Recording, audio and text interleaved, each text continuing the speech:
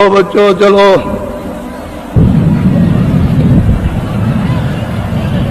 बच्चे और बच्चियों,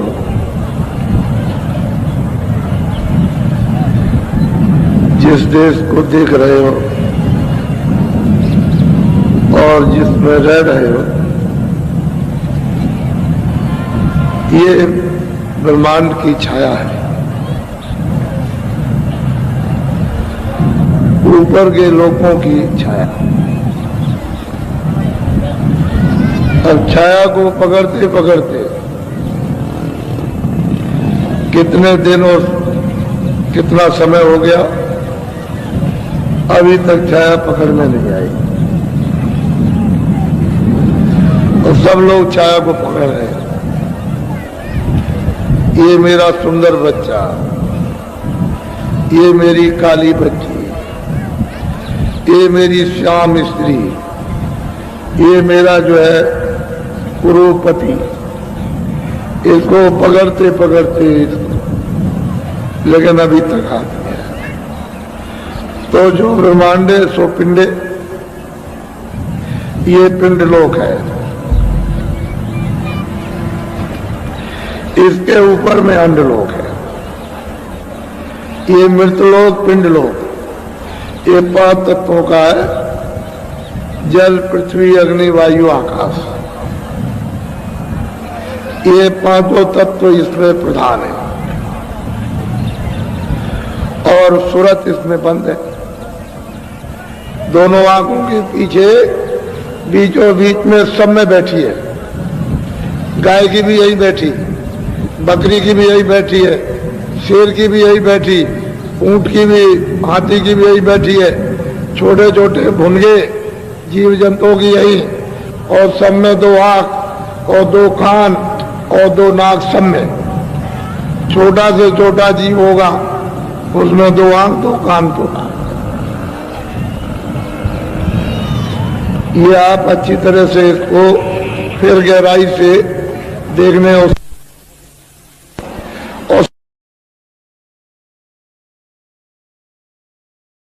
साधन सुन नहीं सकती, साधन कर नहीं सकती। वो अभ्यास नहीं कर सकते, बैठ नहीं सकते, उनको मालूम नहीं कि अभ्यास क्या चीज है। आप अभ्यास कर सकते हो, बैठ सकते हो, लेकिन वो लंबा और वो सीधा, सबके यही बैठे इसी जगह पर। ये 5 तत्वों का पिंड लोक है, मृत लोक। बस ये खोल है, सबसे मोटा खोल ही है। इससे मोटा खोल और कोई भी नहीं। इसमें जीवात्मा को बंद कर दिया। अगर इससे आप निकल जाओ, इसको छोड़ दो आप और ऊपर चले जाओ, तो वो अंडलोक है, अंड की रचना है। उसमें ये पिंड नहीं है, ये शरीर नहीं, जल, पृथ्वी, अग्नि, वायु, आकाश नहीं। उसमें 10 इंद्रियां, चतुसंतागण, मन, बुद्धि, चित्त और अहंकार और रजोगुण, तमोगुण, सतोगुण। 17 तत्वों की वो लिंग सृष्टि।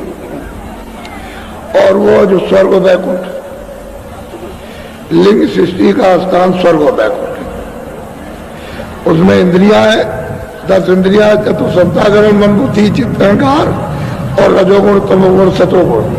इसमें इस खोल में जीवात्मा बंद है, लेकिन इससे बहुत बारीक खोल है। ये जड़ है, वो ये जड़ इस तरह का नहीं है, लेकिन खोल तो खोल ही है। वो मतलब ये है कि मुलायम और मतलब बारीक है, तो उसमें दिखाई देता है।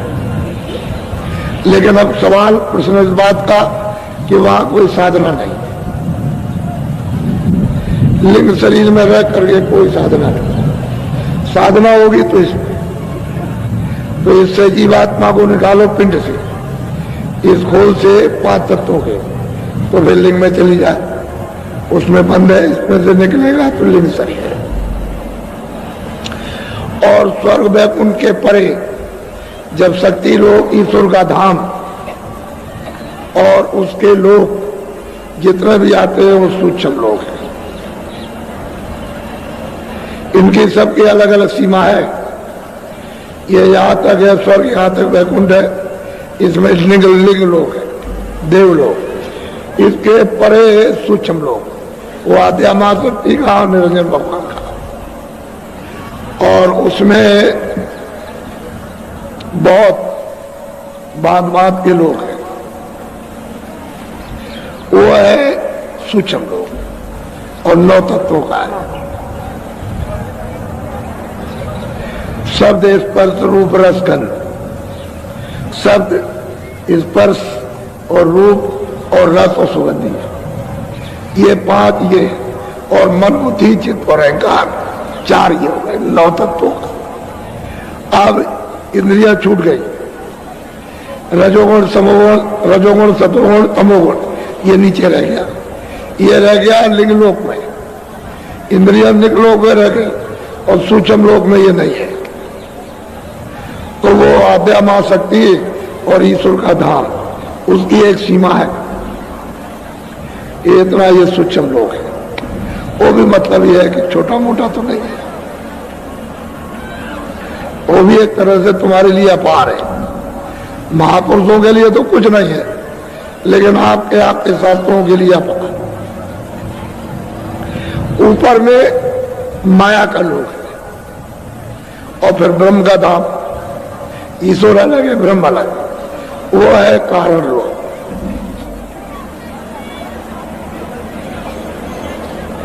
ये स्थूल पिंड लोक और लिंग लोक स्वर्ग वैकुंठ, और सूक्ष्म लोक शक्ति का धाम और निरंजन धाम, यानी ईश्वर का घाट का धाम, खुदा का।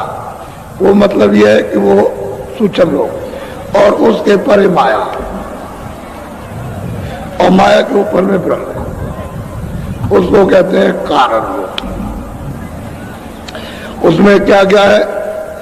शब्द स्पर्श रूप रस गंध, बस ये 5 तत्वों का है।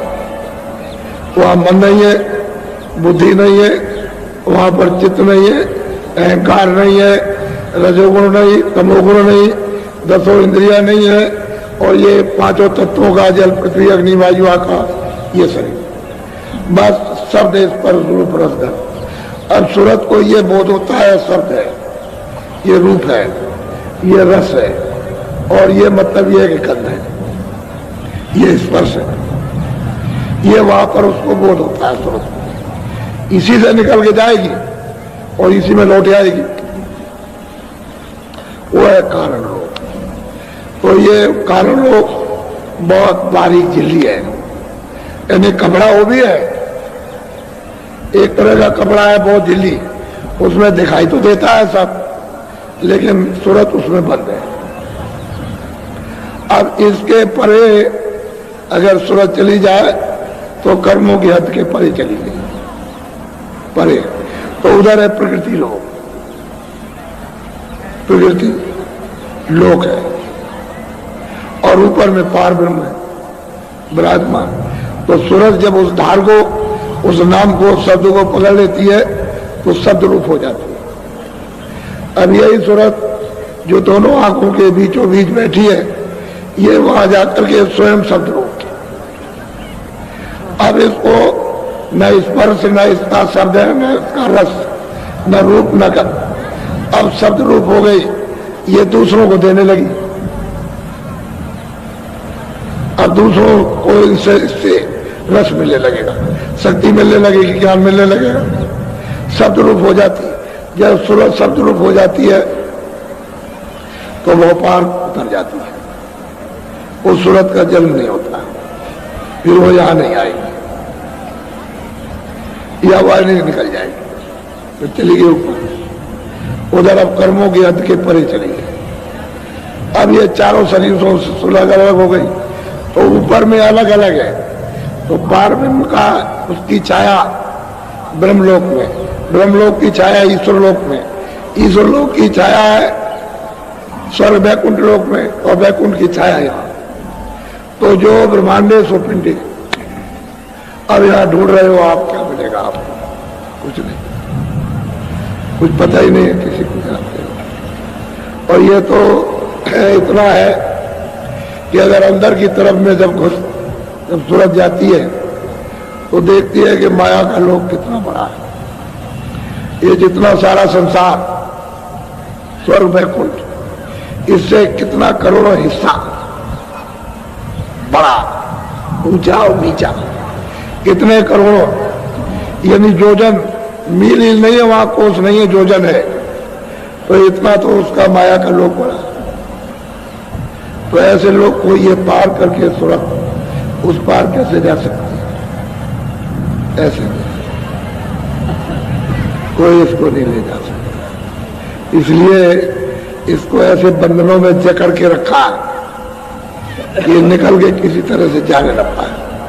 लेकिन महापुरुषों ने ऐसी कृपा और दया की है कि धीरे से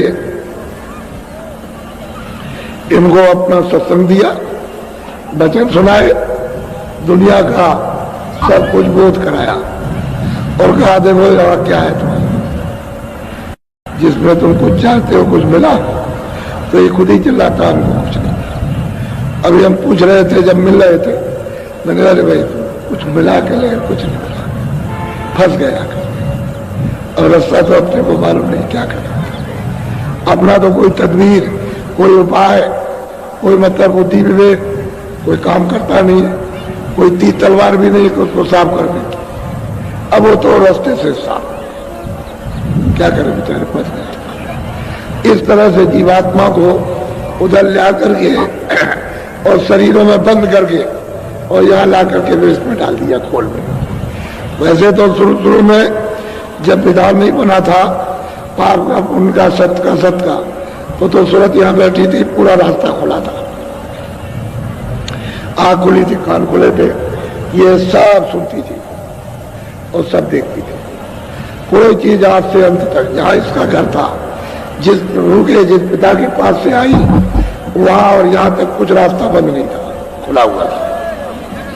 लेकिन पीछे से जब रहते रहते रहते रहते जब जान लिया कि तुम सब चले जाओगे तो बंधन लगा दिया। तब बंधन लगाया तो आपको कर्मों से बाधा, अभी तक तो रास्ता खुला था, अब लो, अब ये पुण्य करो, ये पाप करो, और पुण्य का पुण्य और पुण्य का पुण्य सबका अलग अलग उसका जमा रहेगा। उसी को कहते हैं संचित कर्म। पहले कभी के आपके जमा है, जब ये सब आप रोक लोगे तो संचित कर्मों का आप तो मिलेगा आपको उस कारण, यानी पर्दे से बाहर जाने के लिए शरीर से, और उसमें नहीं करे तो फिर लौट आओगे, फिर वापस आओगे, फिर सूक्ष्म शरीर के अलग जमा होंगे, लिंग शरीर के अलग जमा होंगे, स्थूल शरीर के अलग, तो सबका भोग अलग अलग है। अगर आपको मिल गया कोई तब तो आप कुछ कर सकते हो, नहीं जा सकते। तो जो ब्रह्मांड है सो पिंड है। अब इस छाया में तुम दौड़ रहे हो, ये सूरज कोई असली थोड़ी है, ये तो नकली है सूरज। प्रतिबिंब प्रतिबिंब का प्रतिबिंब प्रतिबिंब का प्रतिबिंब, उस सूरज का, उस परत, उस आकाश तक, उसका और उसकी रोशनी आपकी आ रही है, सूरज चांद सितारों की। न ये असली सूरज है, न असली चांद है, ये अक्स है, उसकी छाया है, और छाया में फंसे पड़े हो, कैसे निकल के जा सकते? जब तक जानकार नहीं मिलेगा तब तक आप नहीं जा सकते। इसलिए सत्संग की तो आपको हर वक्त जरूरत थी। जब से बच्चा जन्मा था, अगर उसको सत्संग में कर दिया जाता तो आज जाग ना जाता।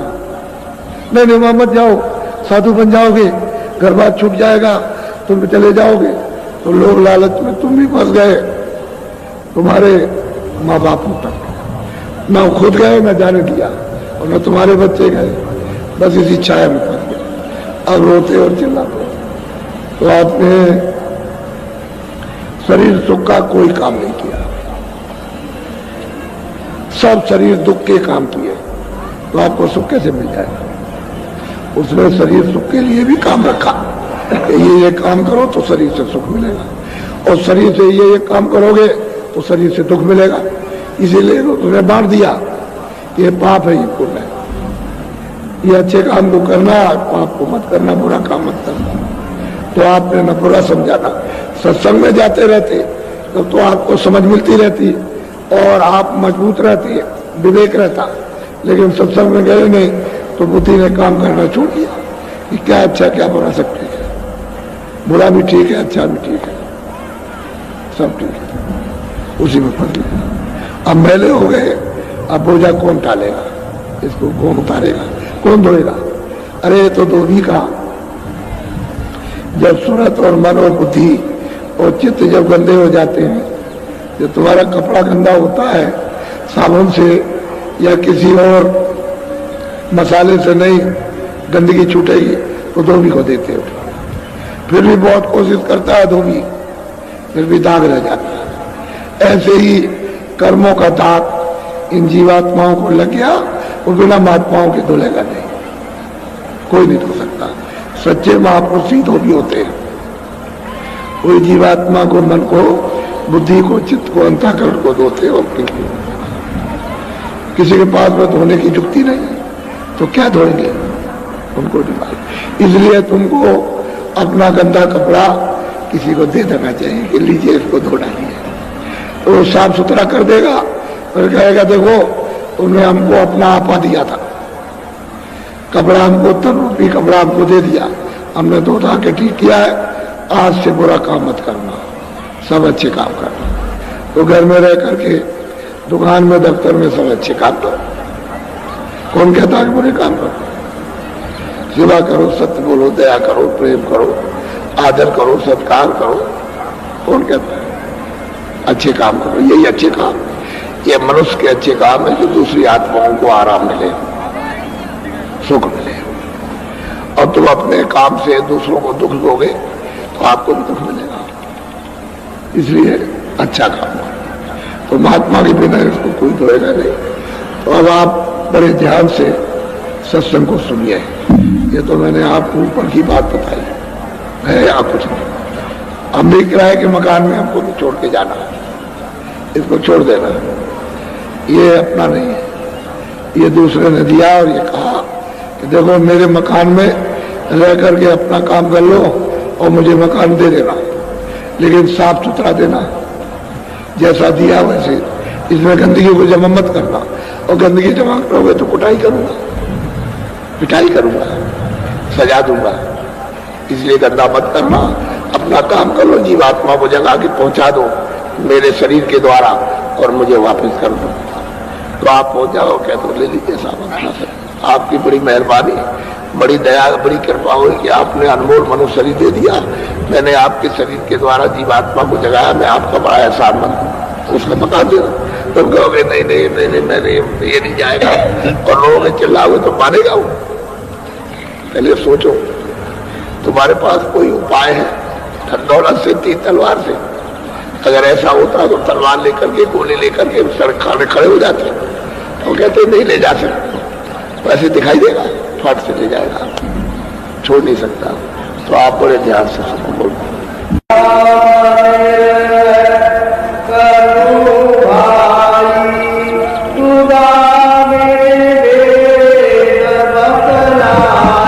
तमाम लोग कहते हैं कोई ईश्वर है, कोई खुदा है, कोई राम है, कोई कृष्ण है, कोई कोई है। ये सब लोग चिल्लाते हैं। अरे भाई ये लोग जो आए, राम आए, कृष्ण आए, यह मतलब है मोहम्मद साहब आए, ईसा मसीह आए, ये जितने भी लोग आए अपने अपने वक्त में, अपने अपने वक्त में और अपने अपने स्थान के ठीक थे। इनको भी किसी काम के लिए भेजा था। एक सूरत, एक जीवात्मा, एक रूह ऊपर से उतार दी जाती है कि जाओ, लोग में व्यवस्था बिगड़ गई, धर्मनाश हो गया, प्रेम चला गया, दया चली गई, सेवा चली गई, आदर सत्कार, जाओ इनको शिक्षा दो जाकर। तो उनको वो शक्ति पावर देती है, शक्ति देकर के, ताकत देकर के आप देते थे। वो कहती है जाओ काम करो जाकर। तो यहाँ आते हैं और काम करते हैं, और फिर उसके बाद काम किया, वापस हो गए, वापस हो गए। कोई अपने अपने स्थान के अवतार कहलाते हैं। कोई दुर्गा अवतार, कोई ब्रह्म का अवतार, कोई पार्वती का अवतार, कोई ब्रह्मा का अवतार, कोई विष्णु का अवतार, कोई शक्ति का, कोई कहलाते हैं। तो अपने अपने समय में जिसने जिसको प्राप्त किया था वो ठीक था, लेकिन अब तो कुछ हो नहीं सकता, कि उनको तो आपने देखा नहीं कि राम कैसे थे, कृष्ण कैसे थे। उस समय ठीक था, और वो जो नाम थे वो अपने वक्त में ठीक थे, लेकिन अब उनसे कुछ नहीं होगा। क्यों नहीं होगा? कि अब कोई कमाई वाला होना चाहिए जो नाम जिसने सिद्ध किया हो। जो नाम सिद्ध करेगा उसी नाम का जीवात्माओं को लाभ होगा, जो नाम सिद्ध नहीं करेगा उससे कोई लाभ नहीं। चाहे वो सतयुग का नाम हो, चाहे त्रेता का नाम, चाहे द्वापर का नाम, चाहे कलयुग का, सिद्ध किया हुआ नाम लाभ करता है बगैर सिद्ध के। तो हम लोग पढ़ते रहते हैं, सिद्धि तो करते नहीं। अब महापुरुष कहते हैं कि भाई इसका भेद नाम का हम आपको समझाते हैं। कहते हैं भाई भेद क्या है नाम का? नाम किसको कहते हैं? राम राम राम राम, कृष्ण कृष्ण कृष्ण, खुदा खुदा खुदा खुदा, घाट घाट घाट, कोई भी चिल्लाते रहो, देवी देवी देवी, कुछ भी चिल्लाओ, लेकिन नाम क्या चीज है उसको महापुरुषों ने बिल्कुल साफ साफ कर दिया। असल में चीज यह है कि आप उनको बुरा क्यों कहते हो? अपने वक्त में ठीक है, अब काम नहीं होगा उससे, इसलिए वो अनेकों नाम का है। विष्णु भगवान के 1000 नाम, तो परमात्मा के उसके बहुत नाम। ऐसा तुमने क्यों कह दिया एक ही नाम? उसके बहुत से नाम। अरे तुम घर में देखो, पिता को पिता कहोगे, पिता को फादर कहोगे, पिता को डैडी कहोगे, पिता को ये कहोगे। अब वो तुम हो तो एक ही, लेकिन यह है कि कई भाषा में बोलते हो कि ठीक है हमें। इसी तरह से उसके अनेकों नाम रख दीजिए, फिर भी कोई नाम नहीं, और वो सब नामों में बोलेगा, लेकिन सिद्ध तो करो। सिद्ध नहीं करोगे कोई लाभ नहीं करेगा। तो आप लोग अभी तक भ्रम में थे कि जय गुरुदेव नाम तो कोई किसी आदमी का, मेरा नाम तो है नहीं। जय गुरुदेव मेरा नाम नहीं है और ना आपका, ये उसका नाम है।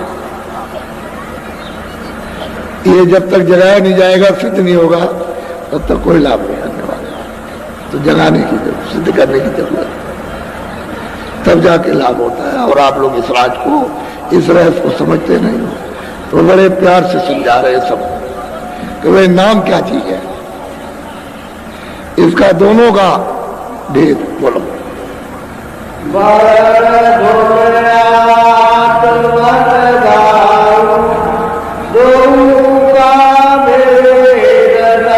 अब वो कहते हैं कि वर्णात्मक नाम, वर्णात्मक उसको कहते हैं जो जिह्वा से बोला जाए। कोई नाम हो, जो भी शब्द आप जिह्वा से बोलोगे वर्णात्मक है।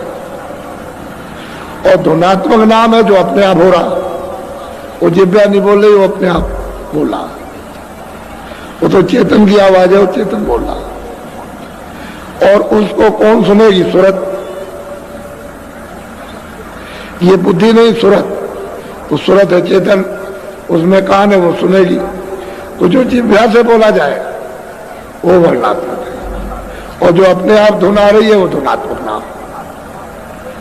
तो असल में सूरत को कैसे दोगे? इसको किस तरह से? जब तक धुनात्मक नाम नहीं मिलेगा तब तक ये सूरत भूल नहीं सकती, इसकी सफाई नहीं हो सकती। वर्णात्मक नाम को लेने से इतना होता है, मन और बुद्धि थोड़ी देता है। कोई किताब पढ़ो तो थोड़ा सा रुके रहेगा, फिर फैल जाएगा। तो मन बुद्धि चित्त अगर विवेक से पढ़ोगे, कोई भी किताब महात्मा की किसी की पढ़ो और विवेक से पढ़ो, तो मन और बुद्धि और चित्त है ये आपके थोड़े बहुत रुकते हैं और शुद्ध होते हैं, लेकिन जीवात्मा पर उसका कोई असर नहीं। इनसे मदद ले सकते हो, लेकिन धुनात्मक नाम से सफाई होगी। जो अंदर कूड़ा कचरा जमा कर रखा है कर्मों का, वो बिना धुनात्मक नाम के जाएगा।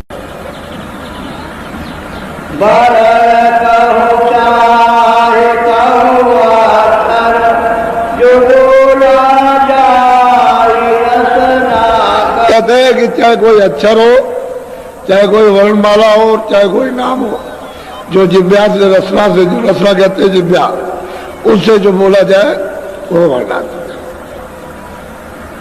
वो वर्णात्मक।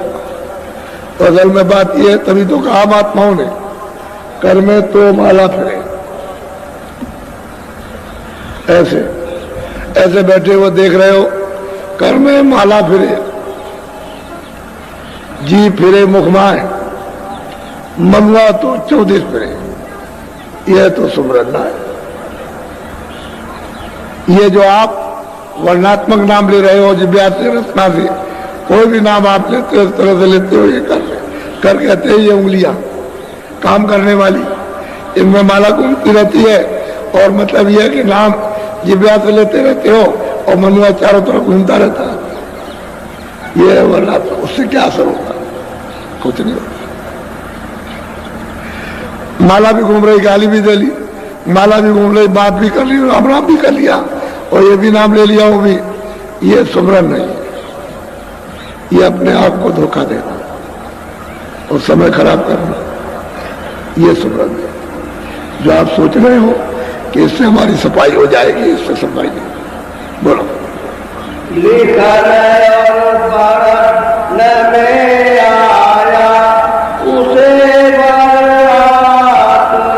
कहते हैं जो भी नाम लिखने पढ़ने में आ गया वो वर्णात्मक नाम है, और जो लिखने पढ़ने में नहीं आता वो धनात्मक नाम। और उसको सूरत सुनेगी, वो चेतन है उसी काम से, तो जब तक वो नहीं जागती है तब तक नहीं सुन सकती, और जाग गई और कान खोल गए तो सुनने लगी।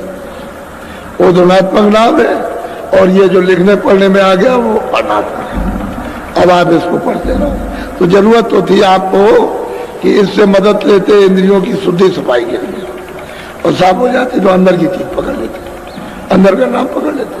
क्योंकि वो तो आवाज दे ही रहा, वो तो नाम जगा हुआ और सो कब रहा, वो तो चेतन, वो तो बोल रहा, वो तो सब जीवात्माओं को घाट पर बुला रहा, लेकिन आवाज घाट में आएगी। घाट छोड़ दोगे तो आवाज सुनाई नहीं देगी। घाट पर आवाज आ रही है, अब तुम उधर सुन नहीं रहे।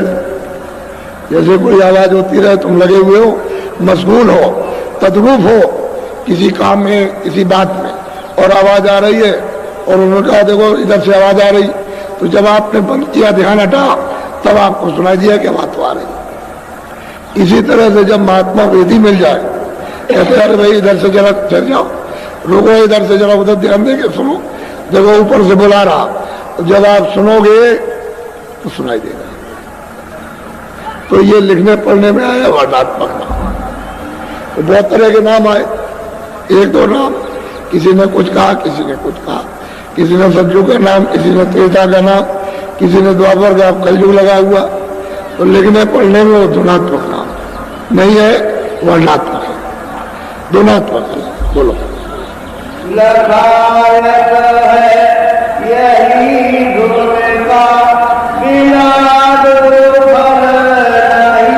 कहते हैं कि फल कब मिलेगा?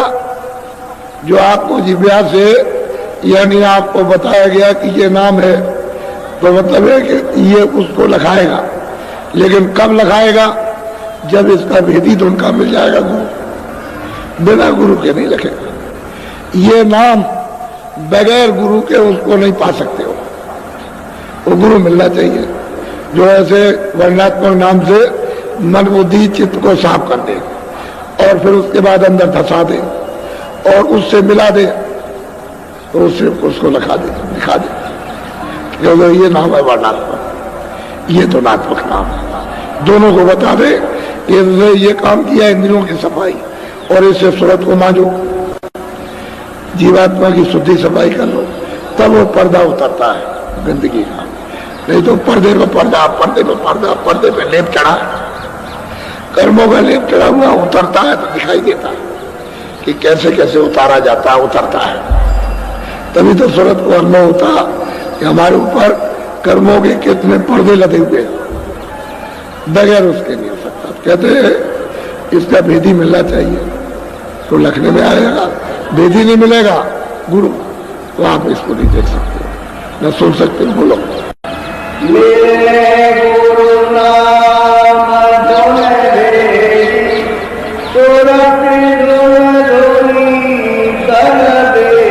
कहते हैं अगर नाम का भेदी उस धुन को प्राप्त करने वाला, धुन को पकड़ के चढ़ के आने जाने वाला मिल जाए तो सूरत को सफाई कर सकता है। उसमें तो पावर है, उसके पास सब शक्ति है, हर तरह की शक्ति है, उसके पास सब कुछ है, लेकिन मिलना चाहिए। वो नहीं मिलेगा तो काम नहीं। वो धुन का जो धुनात्मक धुन है उसका जब तक विधि नहीं मिलेगा, वो जो धुनात्मक रूप हो गया तब तक ये सफाई नहीं हो सकती। तो ये सूरत क्या रहेगी? स्तुति रहेगी, जगेगी। इसलिए घाट पर ये सूरत बैठी हुई है, अंतर घाट पर हाजिरी दो तो काम बनने लगे। और घाट छोड़ दिया, अब नीचे इंद्रियों के घाट पर बैठ गए। सूरत का घाट तो अंदर है, दोनों आंखों के सामने, उसी घाट पर हाजिरी दो, ठोको। ऐसे जब ऐसे ठोकोगे सूरत से, यानी कानों से और आंख से, वो आवाज देगा, और आंख से ठोकोगे तो आंख खुलेगी, दिखाई देगा। और जब तक दरवाजे पर नहीं पीटोगे तो दरवाजा खुलेगा नहीं। तो आप बार बार पीटते रहते हैं इंद्रियों के घाट पर। वो इंद्रियों के घाट पर है, धुन तो इंद्रियों के घाट पर आ नहीं रही, धुन तो सूरत के घाट पर आ रही, जहाँ सूरत बैठी हुई है उस घाट पर धुन आ रही, और वो आपका छूट गया। अब बिना भेदी के, बिना जानकार के ये नहीं हो सकता। वही सूरत को जोड़ेगा नाम के साथ, उस धुन के साथ, जो धुनात्मक धुन है उसके साथ जोड़ देगा। उसमें चेतनता है और शक्ति और आकर्षण है, तो इस तरह से खींचता है। तो इसी यानी मनुष्य शरीर से जीवात्मा को निकाल के बाहर कर देगा। बाहर हो जाती है शरीर, जैसे मौत के वक्त में शरीर से जीवात्मा बाहर निकल जाती है, ऐसे ही साधन के वक्त में बाहर निकल जाती है। इसको छोड़ देती है ढांचे को और ऊपर चली जाती है, और वहां घूम घाम कर सब कुछ देखकर, सब कुछ अनुभव करके फिर वापस आ जाएगी। लेकिन शरीर को कोई छेड़ नहीं सकता, उस शरीर की पूरी रखवाली रहती है, उसको कोई छू नहीं सकता। बोलो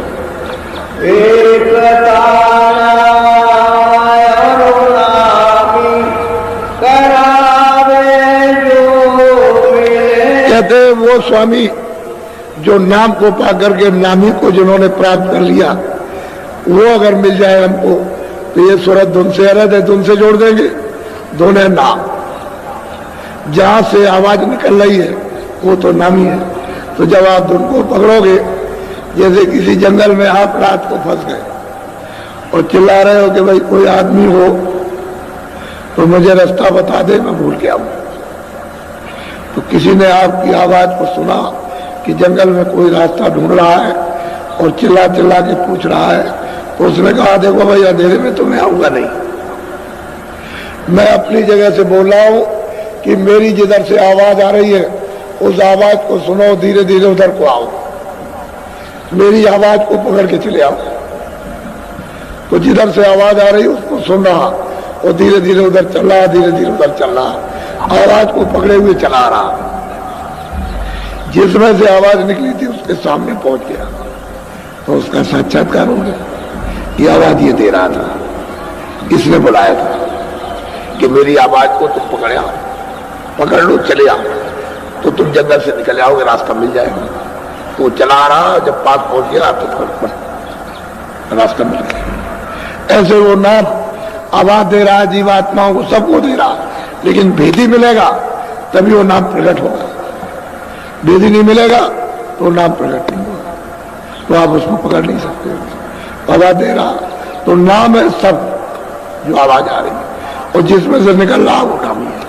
तो जब आप पकड़ के जाओगे और उस मंजिल पर पहुंचे तो जो भी उस मंजिल पर बैठा हुआ स्थान पर उसका साक्षात्कार हो गया, तो है नाम।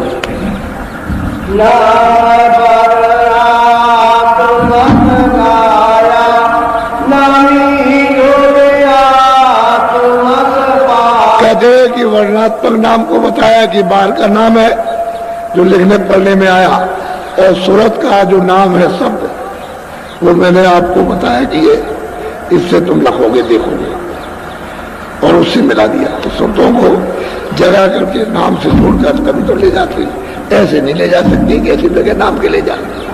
वो तो नाम के सहारे आई, नाम के सहारे जाए। खुद भी नाम के सहारे आते हो, खुद जाते, वो भी नाम को पकड़े हुए नाम में से आए, और नामी से ले जाते घसीट कर, नाम से ही उनका उतार हुआ है और नाम से ही चढ़ा हुआ और नाम से ही पहुंच गए, नाम से उतर आए। आप आपको जब जोड़ देंगे तो चढ़ा ले जाएंगे, तो ये सूरत भी नाम से चढ़ करके जाएगी। तो दो धाराएं, नेगेटिव पॉजिटिव, एक धारा फेंकती है और एक धारा खींचती है। जो गंदी धारा है उसको नीचे फेंकती है और जो उज्जवल धारा है उसको खींच लेती है। तो नाम क्या है? उज्जवल है, उसका भेद महापुरुष जानते हैं और कोई नहीं जानता है। वैसे आवाजें तो बहुत है, बहुत तरह की बाड़ियां हैं, तरह तरह की बाड़ियां, देव बाड़ी, आकाश बाड़ी, ब्रह्म बाड़ी, भांत भांत की बाजे बज रहे, कीर्तन हो रहे, सब कुछ है, गाने गुने हो रहे, तरह तरह के हो रहे, अद्भुत, जो लिखने पढ़ने में नहीं आ सकते। लेकिन जब उसका भेद ही मिलेगा तभी आप इससे निकल सकते हैं, बगैर उसके नहीं जा सकते। उधर तो सारा काम तो उधर ही है, अंदर धसा दिया और जब सामने घाट खुल गया और प्रकाश है तो उस रचना से निकाल के ले जाना मुश्किल है। वो इतनी आनंददायक रचना है कि छोड़ता नहीं है जीव। जब याद नहीं छोड़ता है गंदी चीज को, तो वो इतनी आनंद की रचना है तो उसको नहीं छोड़ता कि जरा इसको देख लूं, इसको देख लूं। तो कहते हैं भैया कुछ नहीं, आगे चल। तो ले जाने वाला तो चतुर होना चाहिए, नहीं तो कहीं ना कहीं फंस जाएगा, फंस जाएगा, रुक जाएगा, नहीं जा सकता आगे। तो पूरा भेद ही मिलेगा, तब वो नहीं।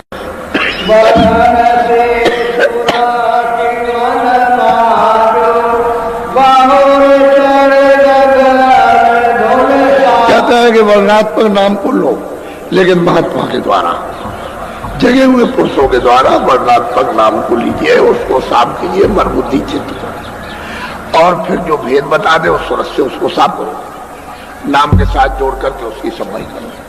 तो तुम मेहनत करो, कुछ वो करेंगे, ऊपर से दया रहेगी, ऊपर से वो कृपा कर रहा।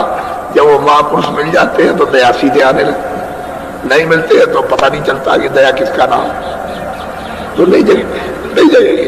तो उस नाम से तो जीवात्मा की सफाई होती है और फिर जोड़ देते हैं उसके साथ। जैसे ही, क्योंकि ये सूरत उस शब्द ही का एक जर्रा है, ये उसमें मिलना चाहती है लेकिन उसको मिलता नहीं, इसलिए वो भटक रही चारों तरफ। जब उसको धार मिल गई अपनी तो फिर छोड़ती नहीं, फिर तो उसमें ताकत आ गई, शक्ति आ गई, उसके अंदर ज्ञान आ गया, फिर वो फंस नहीं सकती, इससे निकल जाएगी।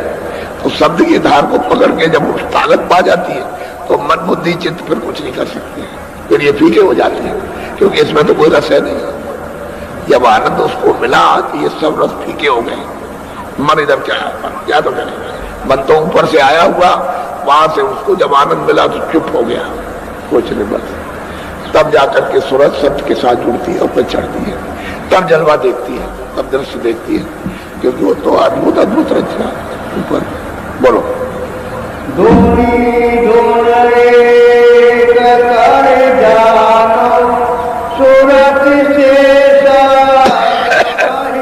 कहते हैं जिसमें से धुन आ रही है वो और जहां तक आ रही है वो, दोनों को एक जानो, वो अलग नहीं है, क्योंकि उसकी आवाज निकल रही है और जहां तक जा रही है वो एक ही है। उसको दो मत समझिए, बस दो तो आप है जो उस धुन से अलग है। जैसे ही धुन पकड़ी तो वहां क्या दाने में लगता हो, जैसे बिजली आती और जाती है, आती और जाती है। ये तो बिजली कुछ नहीं आ रही जा रही, सूरत की चाल इस तरह से हो जाती है, आएगी जाएगी, आएगी जाएगी, क्षण में जाएगी, क्षण में आएगी, इस तरह से।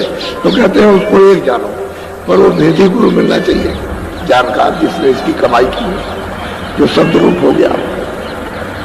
बिना शब्द रूप के कोई इस राज को जान नहीं सकता। तो आपको क्या करते? अरे भाई उस समय पर आपको बताते तो सब बोया हुआ सब बेकार हो जाता, लेकिन धीरे धीरे धीरे धीरे आपके पीछे लगे रहे और यहां तक ले आए कि अब सुनने को तो तैयार हुआ, अब सोचने लगे कुछ करना चाहिए। मनुष्य जीवन बेकार जा रहा है और जो चला गया वो तो खत्म, वो तो लौट के आना नहीं। जो आज का दिन खत्म हो जाएगा कल नहीं आएगा, जो पीछे की आपकी आयु खत्म हो गई लौट के आनी नहीं है। अब जो आगे बाकी रह गए उसी में कुछ काम कर, तो उसमें क्यों नहीं करते? आपको सुलभ रास्ता, सीधा आसान, मदद करने को तैयार हूं, अंदर से भी बाहर से भी। तो थोड़ी सी तुम कम से कम थोड़ी मेहनत करो, निमित्त मानो, थोड़ी आप करो, थोड़ी मेहनत हम करें, जल्दी से वो काम हो, शुद्धि सफाई हो जाए, घाट खुल जाए, तभी तो आप चल पाओगे। उधर तो मैदान खुले हुए, उधर तो कोई बंधन तो है नहीं, उधर तो ये तो रोशनी कुछ नहीं है, ये क्या है, कुछ भी नहीं, ये तो उसकी छाया है। जो उधर है वो तो क्या वर्णन किया जाए, क्या आपको पता है। लेकिन इनमें से जो बैठ के देखते हैं वो कहते हैं कि मेरा जीवन बेकार, होते बेकार चला गया। अरे भाई वो तो चीज ऐसी है, जीवन बेकार गया, इसमें लगे पड़े रहे आप, इसमें बर्बाद हो गए, कुछ नहीं रहा, नाश कर दिया अपने समय को और आप अपने जीवन को, क्योंकि मनुष्य शरीर फिर कहाँ मिलना। ये तो मतलब ये छूटा तो सज्जों तो अपरिता कितने खत्म होंगे, फिर मिलेगा ही। आपको तो ये मालूम है नहीं है, इस ज्ञान को तो आप जानते नहीं हो। महापुरुषों को मालूम है कि फिर मनुष्य शरीर मिलता है, फिर जीवात्मा की दशा क्या होगी। इसलिए कहते हैं कि वो जिसमें से धुन आ रही है और जहां तक आवाज जा रही है वो एक है, वो तो तुम उससे जुड़े नहीं, इसलिए दो मालूम होते हैं। जो तुम जुड़ गए उसके पास पहुंच गए, लौट आए और पहुंच गए, लौट आए पहुंच गए, और तुम भी एक हो जाओगे, फिर अलग नहीं रहोगे, फिर एक ही हो जाओगे। इस तरह से अलग अलग खंडों में उसने मतलब ये कि रचना शब्दों की विस्तार किया, सारा रचना ही शब्दों की है, आवाज की रचना है। यानी 24 घंटे घंटा घड़ियाल तुम्हारे कानों तक बज रहा है जोर शोर के साथ में, लेकिन तुमको कभी सुनाई नहीं देता, क्योंकि कान तुम्हारे बंद है, आंख बंद है। और ये खुल जाए तो इतनी जोर से बज रहा है 24 घंटे और चारों कुटुंबों से लगातार, कि इतनी आवाज किसी में है ही नहीं, किसी चीज में आ नहीं आती, इतनी आवाज हो रही। तो असल में बात यह है कि वो मिलना चाहिए, इसका भेदी, वो नहीं मिलेगा कुछ नहीं। बोलो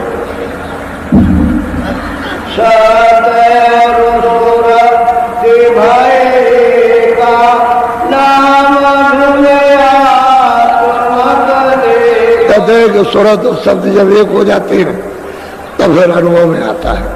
तो यही सूरत शब्द में लय होकर के तमाम ब्रह्मांडों को देखती है।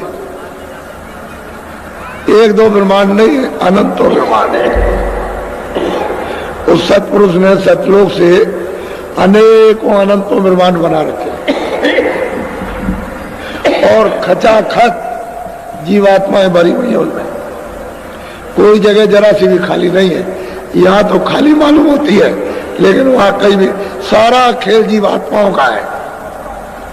यानी पलक के मारते महल तैयार कर दे, इतना बड़ा महल जितना सारा संसार है, इतना बड़ा एक पलक के मारिए अब तैयार हो, और एक पलक मार दीजिए पूरा का पूरा महल खत्म, सारा चेतनता का। बोलो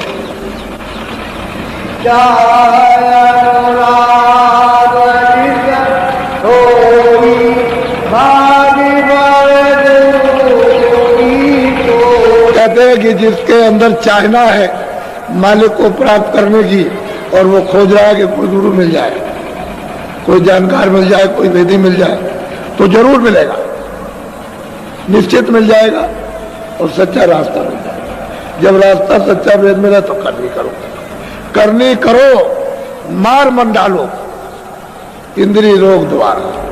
कहते इंद्रियों को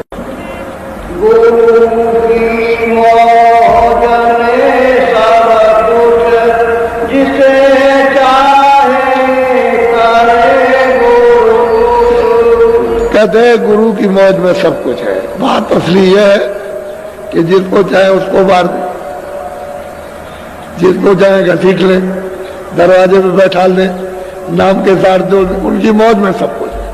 तो तुमने कभी उनकी मौज मर्जी पर की? जो मन में आया, जो बुद्धि में आया, वो काम करते रहो, चिल्लाते रहे, अरे भाई ये काम मत करो, ये मत करो, ये मत करो, बस वही काम कर रहे हो, अपनी बुद्धि लड़ा रहे हो, इंद्रियों की तरफ भाग रहे हो, और जो देना चाहते हैं उनकी कभी मौज मर्जी तुमने कभी परखी, कभी मौज ली उनकी? उनकी मौज तो वापस ले जाने की है, तुम्हारी मौज है फंसने की। तो कहते हैं उनकी मौज मर्जी में सबको, जिसे चाहे उसे उबारे। अब वो भी बात मौज मर्जी पर है, लेकिन पहुंच तो जाओ वहां तक। उनकी मौज मर्जी को, इच्छा को ले तो लो कि वो चाहते क्या है, तो तुम वो भी नहीं चाहते, भागते हो इधर उधर, तुझे क्या मिलेगा, बहुत पिटा है, परेशान है, अब चारों तरफ से घिरा है, हैरान, न घर में न बाहर कुछ है। अब सोचता है क्या करे, अरे क्या है तेरे सामने तो मौत ही है और कुछ नहीं, अंधेरे अंधेरा है, कुछ होने वाला कुछ भी नहीं है। तो कहते हैं वो महापुरुष मिल जाए तो तेरा लोक भी बन जाएगा और तेरा परलोक भी बन जाएगा, दोनों काम तेरे सुधर जाएंगे, ये भी सुधरेगा वो भी सुधरेगा।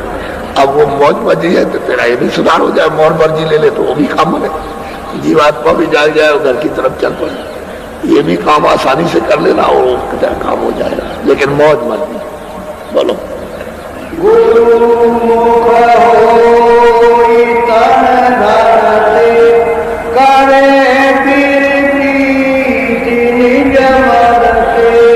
कहते हैं भाई गुरु क्या करते हैं, ओ तन मन धन। कहते हैं कि भाई ये तुम फंसे हुए हो उसमें, तन मन धन लाओ इधर, इसकी शुद्धि सफाई करते हैं, तो इसी को काम में लो। अरे भाई ये नहीं कहते कि तुम खेती दे दो, जमीन दे दो, रुपया पैसा दे दो, सोना जाती, अरे तन मन ये दो चीजें अर्पण कर दो। क्या अच्छा ले लीजिए, ये जैसा चाहे वैसा कर दीजिए, तो उसकी शुद्धि सफाई करके तो तुमको दे दें। चलो रखो, अब इससे कोई खराब काम करना, जो अच्छा हो काम करना, कोई एक काम करो जो अच्छे काम है, उनको बता दे कि ये काम अच्छा है, ये खराब है, इसको मत करना, अच्छे को करना, तो कभी आप नहीं फंसोगे, फिर कभी इसमें उलझोगे नहीं। और अभी तो आप मतलब ये तो जानते ही नहीं होंगे, अभी तन मन को समझते ही इसने क्या किया, इंद्रियों ने क्या किया, वो तो रोज भूल जाते हो, दिन भर करते हो, शाम को सब भूल गए। तो वहां तो लिखा पढ़ी हो रही है, वो तो उजाले में बैठ के लिख रहा तुम्हारा सब, तुम अंधेरे में अंधकार में हो, अंधे हो, और उजाले में बैठ के सब तुम्हारे कर्मों को लिख रहा है। आज तुमने ये किया, ये मारा, ये काटा है, धोखा दिया, झूठ बोला, चकमा दिया, ये जेब काटी, ये किया, और तुमने पानी पिलाया, खाना खिलाया, झाड़ू लगाई, आदर किया, सत्कार किया, अपमान किया, गाली की, गलौज की, ये सब हिंसा की, आदमी मारे, बच्चे औरतें पशु पंछी मार दिए, वो सब नोट कर रहा है सटासट, उसकी कलम घूम रही है, तुम यहाँ कह रहे हो को देख नहीं रहा, वो तो उजाले में बैठा। जब आँख खुलती है तो लिखने वाले को देखते हो, ये लिख रहा बैठकर, सबका कर्म लिख रहा, हिंदू हो, मुसलमान हो, कोई भी हो, तुम तो इसको जानते नहीं हो कि भाई मन में क्या किया, बुद्धि क्या कर रही है। और महात्मा जब समझा देंगे, शुद्ध करके, पवित्र करके जब देंगे, तब तेरा मन लगेगा, तब तेरी सूरत चढ़ेगी। ऐसे नहीं कहते मौज मर्जी फिर भी उनकी चाहिए, बगैर मौज मर्जी कुछ नहीं, तेज से तो अभी तक कुछ नहीं बना, तो आगे क्या है, तो उनकी दया साथ लेती, मौज मर्जी उनकी दया है। वो चाहते हैं कि तू जल्दी निकल चल, वही काम करो जो हम जल्दी से निकल चले, इस शरीर से जल्दी निकल के अपने घर में पहुंचे, नहीं तो बड़ा मुश्किल हो जाए, बहुत कठिन। बोलो लगे तर जाए धोने धोने से, गए तब कीने गुण तरसे।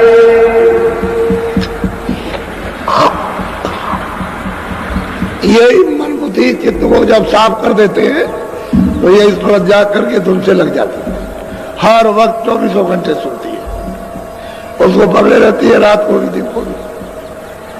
तुम तो ये समझते हो कि वो सो गया, उसी धुन में सो गया, उसमें लग गया, उसको तो शरीर का कोई ज्ञान नहीं, निकल गया।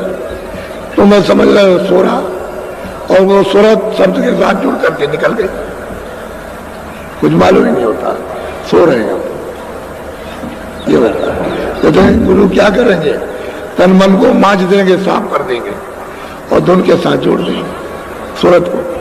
सूरत है चेतन, तन मन ये चेतन नहीं है, जड़ है, ये तो सूरत के कारण उसकी चेतनता से चेतन हो रहे, और ये उसके औजार है, काम करने वाले उन पर्दों में, जैसे स्थूल शरीर है, स्थूल शरीर के औजार, लिंग शरीर के औजार, सूक्ष्म शरीर के औजार, कारण शरीर के औजार, और सूरत जब शब्द में मिल जाएगी तो इनमें से कोई साथ नहीं रहता, वो तो सूरत शब्द रूप हो जाती है, फिर ये कोई मसाला नहीं है इसके साथ, निकल बोलो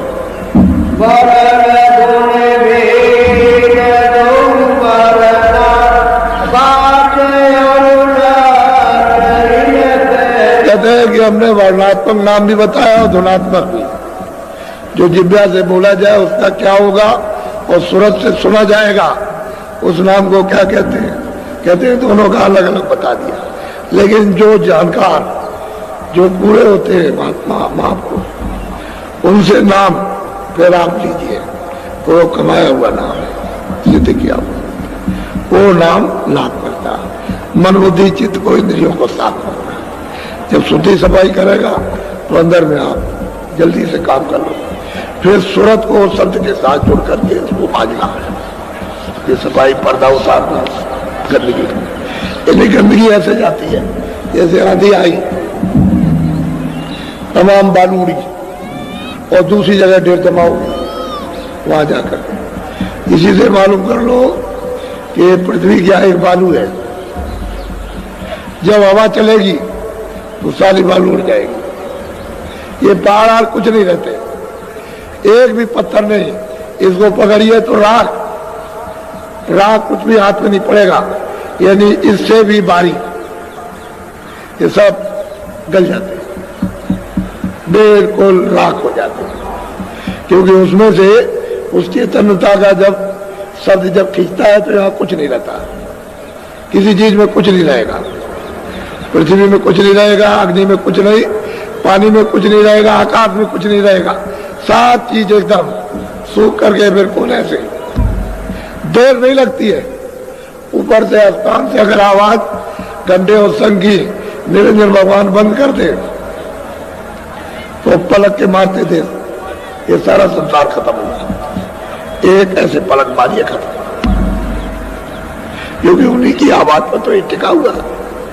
चारों तरफ आवाज गूंज रही, उसी पर ये सब तना हुआ है। और आवाज को बंद किया, सबसे मिट गया। जैसे ही ऐसे आवाज को उसने खींचा और बंद किया, सबसे मिट जाएगा, कुछ नहीं रहता है, कुछ है ही नहीं। तभी तो महाप्रलय में सबसे मिट जाता है। ऐसे वो आवाज ऐसे धीरे से खींचता से मिटता चला आता। इधर देखिए ऐसे करते ऐसे, बस ऐसे हो गया, कुछ नहीं रहे। जमीन आसमान पूरा पश्चिम सूरज चांद सितारे आदमी जानवर पशु पक्षी कुछ नहीं, स्वर्ग और वैकुंठ कुछ नहीं रहते, सब ऐसे समझ जाते हैं। तो सारा खेल तो शब्द का है, नाम का, आवाज का है, बाजों का है, साउंड का है, यानी देववाणी कर्मा और आयतों का है। ये सारी रचना उसी पर है। लेकिन सूरत कब सुनेगी? जब कान खुल जाएंगे तब देखती है कि किस तरह की आवाजें हो रही हैं, तब उसको भांत भांत की आवाजों का अनुभव होता है। अलग अलग मंडलों की अलग अलग आवाजें हैं। स्वर की आवाज अलग है, उनकी आवाज अलग है, शक्ति लोक की अलग है, ईश्वर के लोक की अलग है, यहाँ की आवाज अलग है। तो यहाँ की आवाज तो ये शरीर सुन ही रहा है, लेकिन वो आवाज चेतन आवाज है, अलग अलग आवाज है। उसी आवाज से उसमें मंडल में, उसी ब्रह्मांड में जीव आत्माएं रहती हैं। अगर वो न रहे तो वहां टिक नहीं सकते। तो सारा खेल जो है शब्द का है, नाम का, आवाज का है, उसके बगैर कहीं कुछ नहीं। तो ये सारी सृष्टि ही नाम की, शब्द की है। और ये खारिज किया हुआ मसाला है ये, यानी वहां से निकाल दिया गया। अब ये मसाला वहां जाएगा नहीं। इसीलिए तो जीवात्माओं को भेजा था कि उतार आओ नीचे, और नीचे उतार करके हम अपना बोध भेजते हैं, उसको हमेशा प्राप्त करते रहना, उसके द्वारा चले आना। तो यहाँ नीचे आए तो यहाँ फंस गया, बस इतनी गलती हो गई आपको तो जगा हुआ रहना चाहिए था। लेकिन हाँ, बहुत सी सूरतें आई, वापिस हो गई पीछे से, यानी आपको कानून में फंसा करके वो बांध लिया। अब वो जाने नहीं देता। अब वो महात्मा आते हैं तो कहते हैं अरे भाई अब से जाग जाओ, अब चलो हम तुमको मदद देंगे। तो आप चलिए, तो उनके पास जाओगे तभी तो।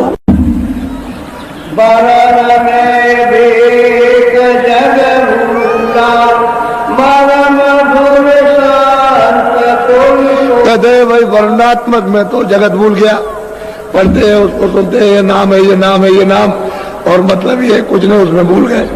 लेकिन जो धुनात्मक नाम है उसको संत जानते हैं, उन्हीं को मालूम, और किसी को पता नहीं कि जो अपने आप धुन हो रही है, जो लेकर के आई थी और लेकर के लेने के लिए तैयार खड़ी है, वो महात्मा जब सिद्ध कर लेते हैं तो वही तो नाम जहाज है।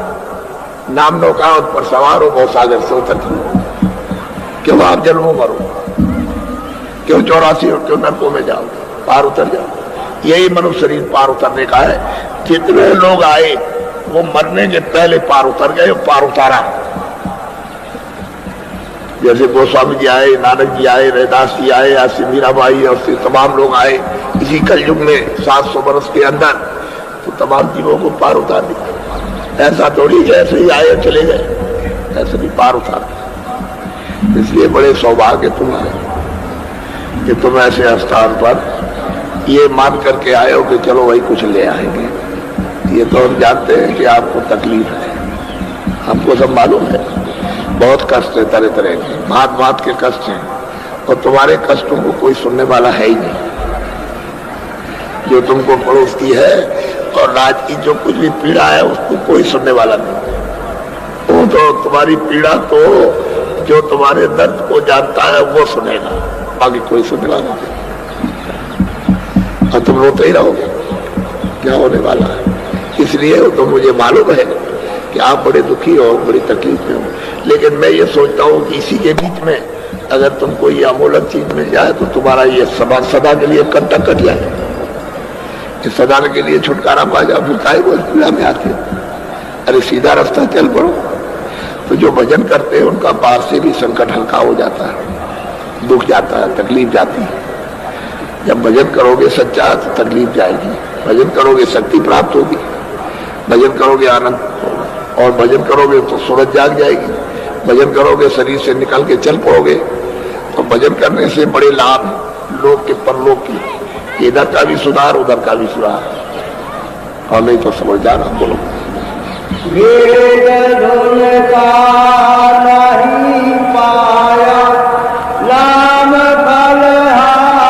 कहते हैं कि भाई जगत के लोगों ने जो किताबों का नाम जपा वो तो भेद उसका पाया नहीं महापुरुषों से, और कोई लाभ तो उसको मिला नहीं। तमाम शास्त्र पढ़ो, वेद पढ़ो, कुरान पढ़ो, तुम पंडित बन जाओ, मुल्ला बन जाओ, साधु बन जाओ, कुछ भी बनो, लेकिन उसका फल आपको क्या मिला? खुद नहीं मिला तो दूसरों को क्या देंगे? जब तक उसका भेद ही नहीं मिलेगा, वो पूरा नहीं मिलेगा भेद जानने वाला, तब तक ये फल आपको नहीं मिल सकता। किताबों में जो लिखा हुआ है वो तो महात्माओं ने कमाया, वो लिखा। आपने तो कोई कमाई की नहीं है, आपने कुछ मेहनत करनी की नहीं। किताबें आपने अक्षर है उसको पढ़ लिया तो उसमें समझ में क्या आएगा? वो तो घाट पर आपको कमाई करना है। जो हरि का घाट है, जिस पर जीवात्मा दोनों आंखों के मध्य में बैठी हुई, उसी के सामने घाट है। तो उस पर कभी आप बैठे कि चलो घाट पर पहुंचे हम? वो तो हरि की पौड़ी है, पौड़ी कहते हैं सीढ़ी, वही से सीढ़ी है, उसी पर तो चढ़ के जाएंगे आप। वो तो नाम की शब्दों की सीढ़ी लगा रखी है उसने। जब आप एक नाम शब्द को पकड़ोगे बस चढ़ चढ़ो, बस सीढ़ी बनाई, सीढ़ी दर सीढ़ी, इस सीढ़ी दूसरी सीढ़ी तीसरी सीढ़ी, इस तरह से सीढ़ी पर चढ़ जाओ, पकड़ पकड़ करके उसी धुनी को, उसी का आवाज को, उसी बाजे को जब पकड़ के चढ़ोगे तभी तो पार होगे। ऐसे कैसे पार हो जाओगे? तो उसका भेदी कोई मिला नहीं, तो उसका फल इनको कुछ नहीं मिला। न खुद पार हुए न दूसरों को पार कर पाए। वो भी भ्रम में रहे, ये भी भ्रम में रहे, दोनों के दोनों मनुष्य जीवन बेकार चला।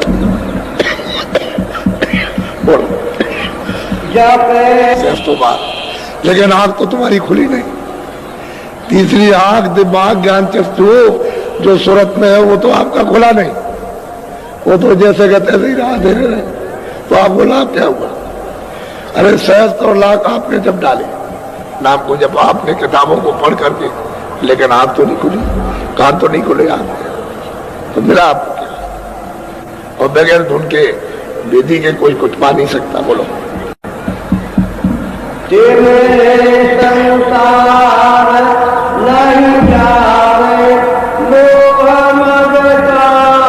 अब ये संसार का तिमिर यानी अंधकार कैसे आपका जा सकता? फिर जब अंधकार में जाएगा तो काम क्रोध लोभ मोह अहंकार नहीं छूट सकता।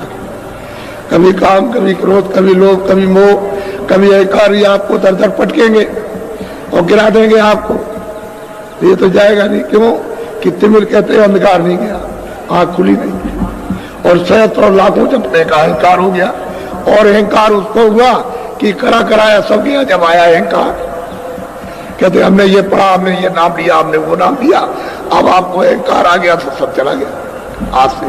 अब वही है काम क्रोध लोभ मुझमें बरतो। अब अगर कोई कुछ कह दे तो क्रोध करते हो। तुमने देखा नहीं कि बाबा जी को लोगों ने बहुत कुछ कहा, किसी ने गाली दी, कुछ ने कुछ कहा, हमने कुछ कहा भी?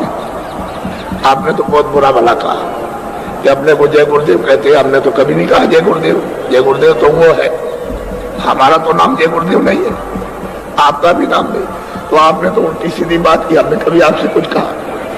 कभी नहीं। हमने तो प्यार किया आपसे, कभी कोई बात नहीं की। यदि क्या नहीं आपने कहा, जो आपके पास शब्द नहीं है उसको भी आपने कह दिया, तो हमने तो आपके लिए कुछ मन नहीं खराब किया। वो तो आपका मन है, आपकी बुद्धि है, आपका चित्त है, आपने जो आपकी इंद्रिया है, आपके आंख और कान है, तो उससे तो जो कुछ आपने किया वो तो किया, लेकिन हमने तो आपके लिए कुछ बुरा नहीं सोचा।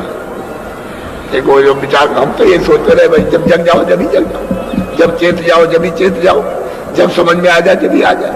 हम तो आपके पीछे लगे रहे और उसका परिणाम ये हुआ आपके सामने है कि आप सुनने के लिए तैयार तो हो गए। तो भाई जीवन चला गया, अब तो कुछ करना चाहिए। बात तो सही है। इसी का तो आपके यहाँ 7 दिन का, यहाँ दूसरा और कोई काम नहीं, और इसी काम के साथ सब काम है। घर गृहस्थी का भी काम, दुकान दफ्तर का भी सब काम। अगर इसका सुधार हो गया तो सब चीजों का सुधार हो जाएगा। एक ही साधे सब सदे, और सब साधे सब जाए। अगर तुमने इसको नहीं साधा तो ये सब कुछ नहीं सधेगा, सब बरान पीरान हो जाएगा बिल्कुल पूरा का पूरा। तो एक के साधने से सब सज जाएगा। गृहस्थी भी बन जाएगी, काम भी बन जाएगा, खेती का काम, दुकान का काम, दफ्तर का काम, सब काम हो जाएगा एक को साधो। नहीं तो इसमें बह गए काम और अंधेरे में पड़े रहे। अब अहंकार आ गया, उसी का तो परिणाम है। अरे मनुष्य मंदिर है ये, जिस्मानी मस्जिद है, इसमें जीवात्मा बैठी हुई है और 24 घंटे परमात्मा बोल रहा। अखंड कीर्तन, आयते, कलमा, देववाणी, आकाशवाणी 24 घंटे घनाघोर हो रही है। लेकिन अब तुमको तो उसका ज्ञान नहीं और उसको नहीं सुनते हो। अगर कोई वेदी मिल जाए तो धीरे से आपको पकड़ा देगा, फिर तो आपके लिए सहज हो गया। कितने युगों का जन्म कट जाएगा, कितने आपने जन्म धारण किए और कितने और करते, तभी आप कटोगे जब जाग जाओगे तब। इसलिए महापुरुषों की जरूरत है, बगैर उनके काम नहीं होता। मिला नहीं गुरु गुण भेदी लगावे नुने मिटे। कहते हैं कि धुन का वेदी जब गुरु नहीं मिला तो कौन मतलब ये लखाएगा उस धुन को, जिससे खेद मिट जाए, जिससे तकलीफ मिट जाए, जन्म मरण मिट जाए, 84 का चक्कर मिट जाए, नरकों की यात्राएं खत्म हो जाए। धुन का जब वेदी मिलेगा तब ये चक्कर कटेगा दुखों का, नहीं चक्कर नहीं जा सकता। जानकार होना चाहिए। बोलो, ये महात्मा सब कुछ। अब इनसे ये तो रतन है। अब आपको तो ये मालूम नहीं, अगर मैं वैसे बोलने लगूं तो आप कहोगे अपने पास से कोई चीज कर रहे हो, तो मैं कोई चीज क्यों, मैं तो प्रमाण दे दूं आपको, एक नहीं 1 लाख। किसी कलयुग में महापुरुष आए और तमाम लोगों को जगाया, और जिनको जगाया उन्होंने प्राप्त किया, और वो सब के सब चिल्लाए प्राप्त करने वाले कि मैं पार उतर गया, और सब कुछ जानने वाले हैं। जो कुछ नहीं जानते थे सब कुछ जान लिया, उतर गए पार। ये घर आपका नहीं है, परदेश है, या कोई आराम से नहीं रह सकता। बोलो, काल में बोधि उन छेड़ी मुक्त नर देलऊ। आप कहते हैं कि कर्मों के बसीभूत होकर काल ने उनकी बुद्धि को भ्रमित कर दिया, ठोक ठोक करके, और कहते हैं कि हमने लाख और सहस्त्रों बार यानी नाम जप लिया लेकिन आंख नहीं खुली, रहे संशय भरम में। तो बुद्धि खूब ठोक डाली और घसीट करके लिए जा रहा। वो ले जाएगा वहां 4 खानों में 84 लतियों में, वहां बंद करेगा और फिर सख्त सजा देगा। तब आप क्या कर सकते हैं? बोलो, दया करे संत को हरावे, जरा नहीं चित्त करके सब चिल्लाते हैं, गौराते, आवाज देते हैं कि मनुष्य जीवन जा रहा, अरे जीवात्माओं की रक्षा करो, ये मनुष्य रूपी मंदिर है, इसमें जगाओ और जल्दी से इसको पार उतारो। तो जरा भी चित्त में नहीं देते, उधर ध्यान नहीं देते, सोचते ही नहीं बुद्धि से। कोई कितना चिल्ला रहा, आवाज दे रहा। अभी देखो गुरु पूर्णिमा हुई थी कुंडा में, पहले उधर गोरखपुर में, फिर बस्ती में, फिर इधर में आपके कुंडा में, फिर आपके उधर निगोआ में, फिर आपके त्रिवेणी संगम पर प्रयागराज में। अभी गुरु चिल्ला रहे हैं आप, अरे कुछ कर लो, कुछ कर लो, अरे कुछ ले लो, ये 100 अवसर नहीं मिलेगा। और देखो इतने बीच में कितने आदमी चले गए। उनसे कहा था कि तुम 2 महीने 4 महीने में चले जाओगे, उसी के अंदर कुछ प्राप्त करो, सुनते रहे। इससे ये मालूम हुआ कि उनकी बुद्धि को काल के कर्मों यानी इस देश के कर्मों ने छेद डाला, छेदन कर दिया। छेदन का मतलब भेदन कर दिया, नष्ट कर दिया, संशय में डाल दिया, इसलिए कुछ नहीं करते। और संत को हराते चिल्लाते हैं, भाई जा रहे हो डूबने, जा रहे हो डूबने, अरे उतर जाओ पार, अभी समय है, तो सुनते नहीं। बोलो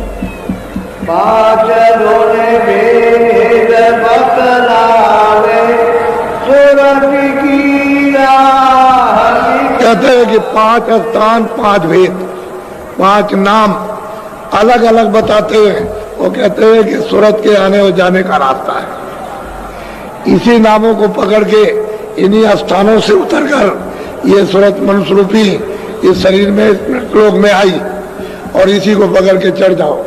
तो ये 5 स्थान और 5 धनी और 5 स्थानों के मालिक, ये सब मिल जाएंगे आपको। वो कहते हैं वो राह बताते हैं, लेकिन सुनता ही नहीं। तो जानने वाले मिलेंगे तब तो, ऐसे कौन बताएगा। बोलो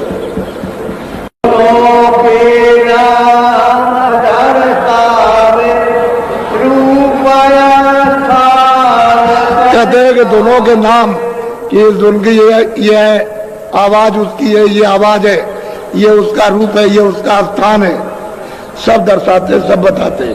और ये उसका घाट है, यहाँ से बैठ के पकड़ो चढ़ो, चलो, वो सब बता करके और करनी कराते हैं। और आंख खोलते कान दोनों के साथ जोड़ते और निकालते हैं, तभी तो स्थान पर पहुंच के दर्शन करोगे। इसी तरह से जब गुरु मिल गए तुलसीदास जी महाराज को, तभी तो मोह विलोक राम मुस्काई, तभी तो उन्होंने ईश्वर को प्राप्त किया। वो ईश्वर है, ब्रह्म है, ईश्वर है जिसको मुसलमान खुदा कहते हैं, ईसाई गाड कहते हैं, वो ईश्वर है, उसको उन्होंने प्राप्त किया। ब्रह्म को गुरु ने बताया था, ब्रह्म को भी प्राप्त किया, पार ब्रह्म को भी प्राप्त किया, और उस सत्पुरुष को भी प्राप्त किया। रास्ता बताते हैं, दोनों का परिचय देते हैं कि ये रास्ता, ये तो ये उसका नाम है, चलो इसको पकड़ो चढ़ो। अब अनुभवी जब होगा तभी तो बताएगा। इन किताबों से आपको क्या मिलेगा? अनुभवकार बताएंगे, अनुभव नहीं होगा तो कुछ बता नहीं सकते। बोलो सूरत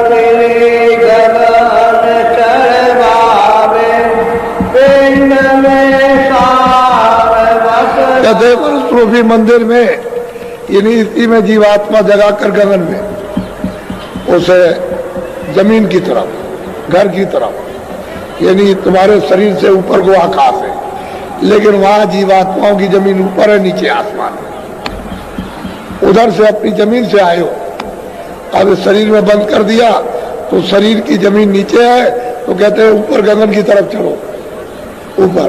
जब इधर से आकाश के ऊपर चले जाओगे तो जमीन छूट जाएगी और निकल चलोगे ऊपर। तो कहते हैं पूरा दर्शाते, पूरा बताते, पूरा बोध कराते, ये ऐसे ऐसे चलो। हम उधर भी मिलेंगे, इधर भी मिलेंगे। उधर चलोगे खुली दुनिया में, खुले लोगों में प्रकाशमान, उधर भी मिलेंगे, उधर भी आपको बताएंगे, इधर भी बताएंगे। बोलो